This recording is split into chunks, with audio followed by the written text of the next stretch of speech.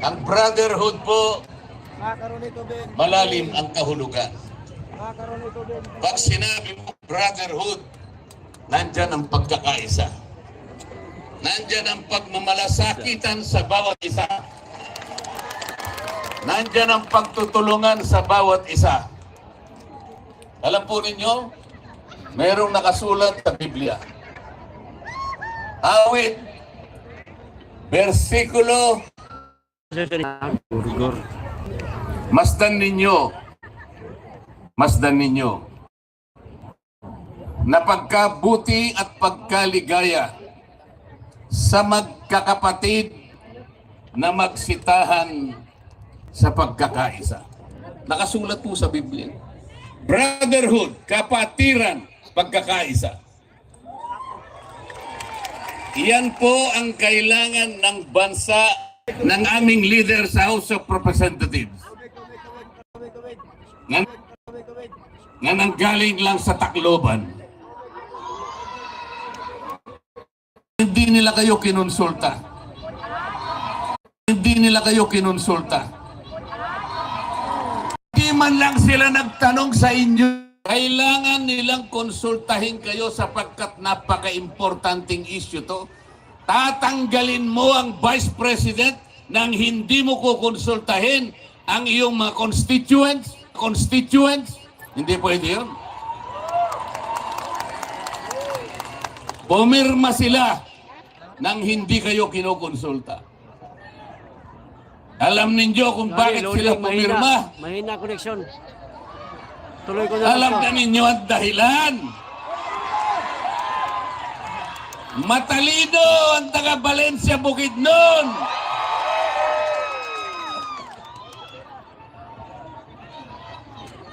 Duterte! Duterte! Duterte!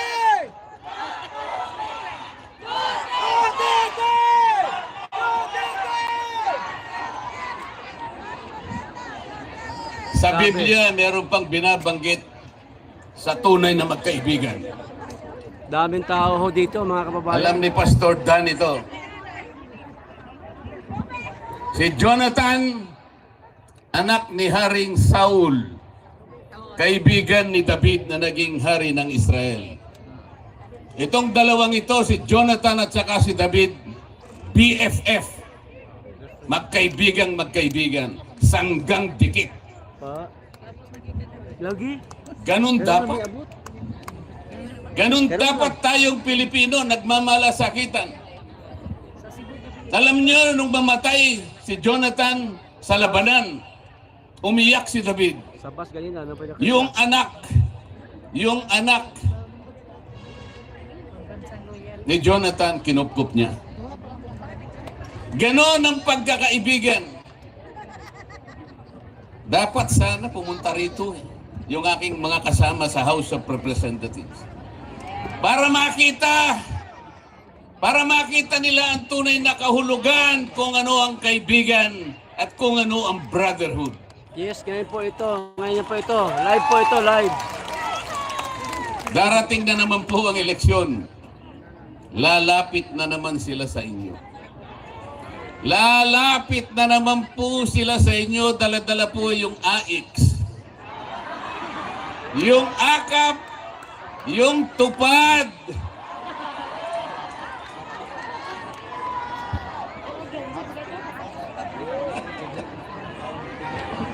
Bakit?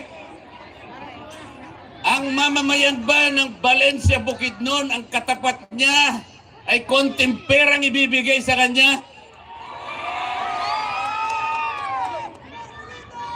Kaya bang tapatan yung dignidad at karangalan ng mamamayan ng Valencia Bukidnon? Kaya bang pasayahin lang kayo sa isang araw? Pagkatapos yung lahat ng araw, malungkot na kayong lahat. This is not how to govern the country. Hindi ito in governance. Hindi tungkulin ng congressman o senador na siya mismo ang magdala ng AX, ng AKAP, ng tupad. Kayabangan po yun, pagpapasikat yun. Hindi dapat mangyari yun. Kasi ang akala nila, pag inabutan po kayo ng konting pera, parang utang na loob nyo sa kanila. Hindi po ganun eh. Dapat kasi hindi na pinadadaan sa mga congressmen para hindi sila makapagyabang, para hindi nyo tanawin ng utang na loob. Kung ako lamang ang masusunod po, total konting pera lang naman yun eh. Magsakripisyo na tayong lahat. Pag lumalapit si congressman o kaya si senator, kandidato, kung kaya ninyong gawin, huwag na nating tanggapin.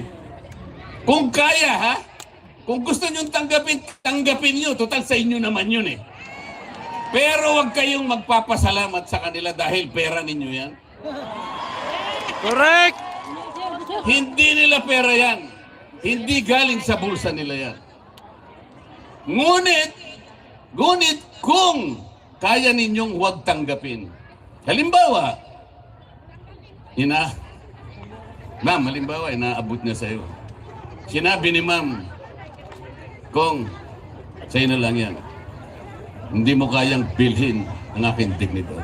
Alam po ninyo, parang sampal sa mga mukha nila yun. Sapagkat nung inimpeach ang Vice President, hindi ka man lang nilapitan.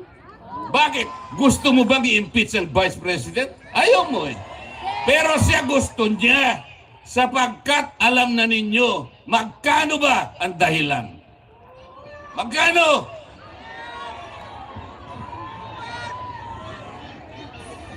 Napakarami pong problema ng ating bansa. Baka hindi ninyo alam, pero alam ko, alam na ninyo. Ang presyo po ng pangunahing bilihin sa ating bansa ngayon, lalong-lalo na ang pagkain, napakataas po. May nangako dyan na 20 pesos per kilo. Bangag yan, bangag!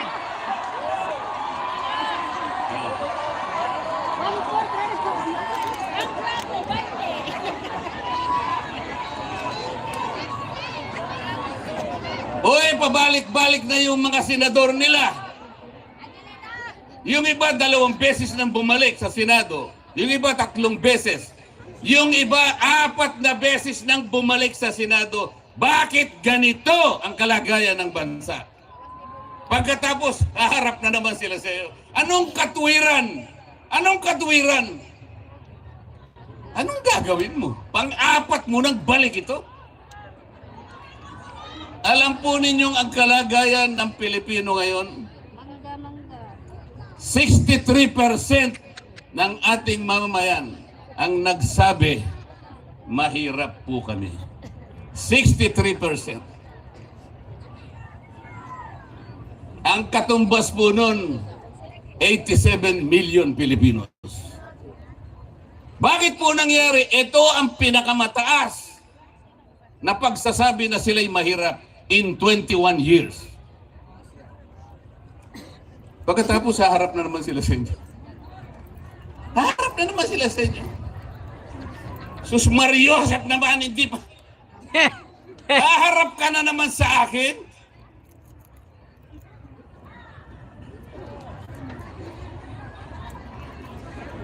Talaga pong ganunan. Anong gagawin? Anong gagawin nila?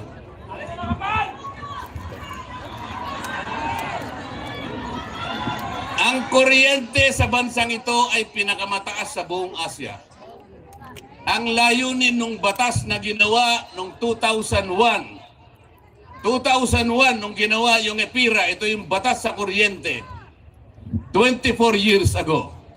24 na taon nang nakararaan. Ano po ang pangunahing layunin kung bakit ginawa yung batas na yon? Ibigay ang kuryente sa mamamayang Pilipino sa murang halaga. Yon ang pangunahing layunin. After 24 years, kabaligtaran ang nangyari. Pinakamataas sa buong Asia ang singil ng kuryente sa ating bansa. After 24 years, walang nangyari. So in 24 years, there is a continuing violation of the law. Bakit? wala pong nagbabantay. O yung mga binoto nyo sa Senado, bakit hindi nyo tanungin? Senator, hindi ba ginawa na po itong batas na to 24 years ago? Ang layunin pala ibaba ang kuryente. Ano ba yung mura sa Bisaya? Barato! Barato. Barato ba ang kuryente? Sa Valencia, Bukidnon? Bakit hindi natin tanungin? Lalapit na naman sa inyo eh. Ha? May dala-dala namang akap eh. Hindi na kayo magtatanong, may akap eh, ha? AX! Tupad! Wag po. Meron kayong kapangyarihan, palitan natin ang sistema. Palitan natin ang sistema.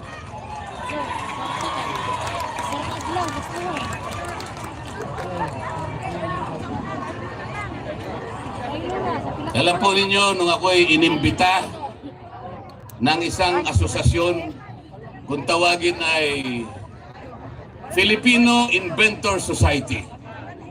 Marami na po ako napuntahan ng mga organisasyon. Marami na po. Pati po yung organisasyon ng mga midwives, yung mga hilot. Kinausap ko na lahat yan. Ang hindi ko na lang nakausap ay yung asosasyon ng mga punerarya. Okay ba tayo dyan? Okay ba signal natin dyan mga kababayan? Pero kung iimbitahan nila ako, pupunta ako pero pasasama ako kay Pastor Dan. Bakit ko po binanggit yung asosasyon ng okay Filipino po, ay maraming salamat po, Inventor salamat po. Okay po. Kasi po, ang dami pa lang na-invento. Okay daw, te. Sila pa lang naka-invento ng karaoke. Sila pa lang naka-invento ng yoyo. Sila rin ang naka-invento ng bamboo incubator. Yung unsinkable portable boat, sila naka-invento. Yung 3-in-1 jeepney. Pati yung banana ketchup. Pilipino pa lang naka-invento. Napakarami. Alam po ninyo kung ano yung nakalimutan nila na imbentuhin? Tinanong ko sila eh. Para hindi na ako nahihirapan ng mga kababayan natin tuwing eleksyon para piliin kung sino yung karapat-dapat. Kagaya ngayon, sa Senado, 65 ang kandidato, nag-withdraw na yung 3, 62 pa rin. Mahihirapan kayo ngayon, ng dami. Pero sabi ko sa kanila, kung naka-invento sana kayo ng aparato, parang yung scanner, yung pag pumupunta ka sa airport, dadaan ka doon. Pagka tumunog yun, teka, balik. Sabi nung ano, di pwede, balik. Kakap-kapang ka lahat, di ba? Naka-invento ka sana ng aparato na kagaya nun. Padadaanin mo lahat ang mga kandidatong senador diyan sa aparato na yan. Ano sa palagay nyo? Pwede. Yung aparato na yan, re-rejectin niya yung hindi qualified. Yun ang gusto kong aparato. Para wala ng problema. Pagdaan ng mga senador ng administrasyon, Makita yung mga bangal. ilan kaya ang mare-reject? Ilan po? Ilan? Lahat! Lahat! Lahat, sabi. Hindi ba madali ang trabaho natin? Yung aparato na yun, ilagay natin sa tapat ng COMELEC. Dumaan lahat doon. Palagay ko, pagka kaming lahat ay dumaan doon, ang makadadaan lamang doon, yung kandidato ng PDP laban. Yan! Yung iba reject. Di tapos ang laban.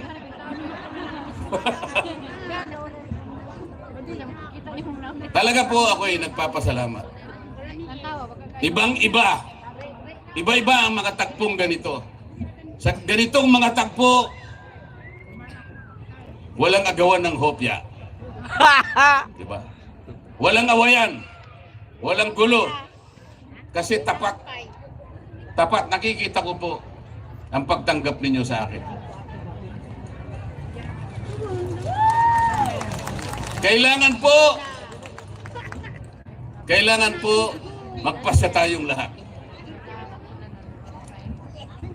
Yung gusto na ma-impeach na nga pala, yung gusto na maalis ang Vice President, iboto ninyo Okay. yung administration candidate. 10,000 na nagtanong. Ang Team Suka! Yung ayaw matanggal ang Vice President, iboto ninyo ang kandidato ng PDP Laban. Yes! Go!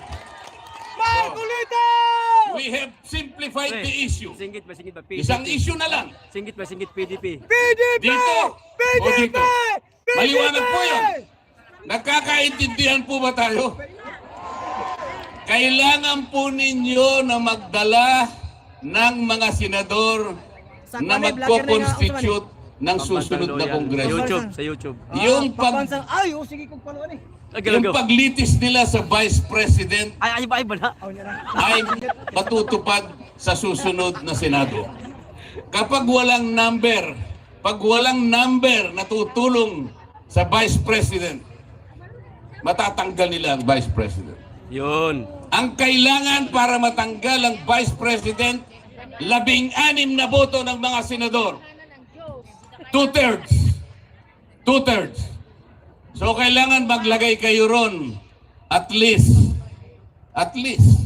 siyam. Kasi pagka siyam ang nandun, 24 minus 9, 15 na lang, di ba? Pag 15, hindi ba tatanggal ang Vice President? Kasi ang kailangan 2/3. Among ni itong nag-vlog dito sa Kamba. Davao. So kailangan meron kayong siyam na madadala sa Senado. Marcolita! Marcolita!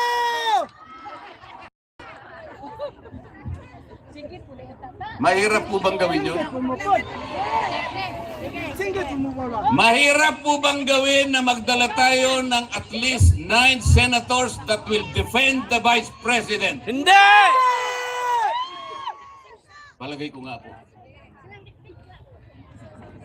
Nasa atin lang po yun. Nasa atin lang po yun. Kahit gaanong pera ang ibigay nila sa inyo, tandaan po ninyo ito. Pasasayahin lamang nila kayo ng isang araw. Isang araw, Diyos ko naman.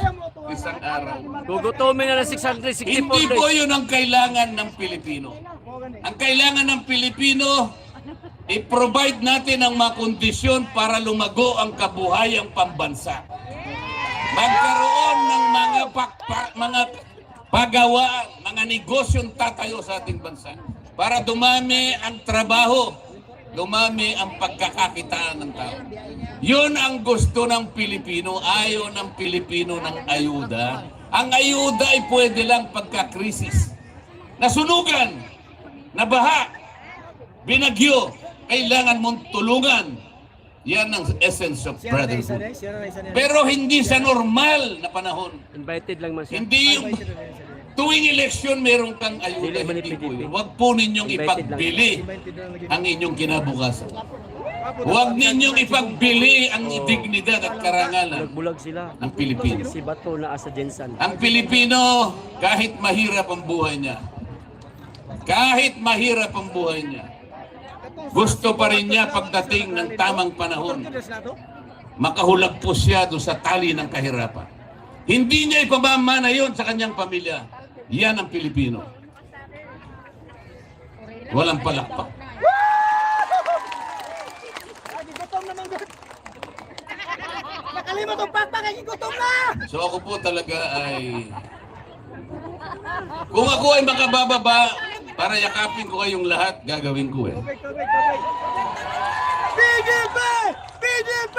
Dahil sa laki ng pasalamat ko sa inyo. Napakalayo po ng Valencia Bukidnon. Napakarami kong pupuntahan sa Luzon. Pero nang ako'y inimbita ni Pastor Dan, hindi pwedeng hindi ko puntahan ang Valencia Bukidnon. Dahil hindi ko magawa na yakapin ko kayong lahat, ang sasabihin ko na lang ay gikan sa akong kasing-kasing. gihigugma ko kamong tanan.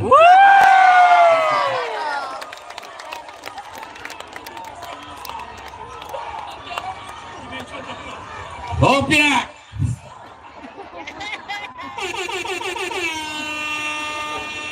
Ayan mga kaibigan, number 38 sa atong mga baluta, Senator Dante Marcoleta. Okay! Request kaibigan, pakitaas ang cellphone, pasiga ang mga flashlight. Ready? 1, 2, kitaas cellphone, taas! Isigaw ng sabay-sabay!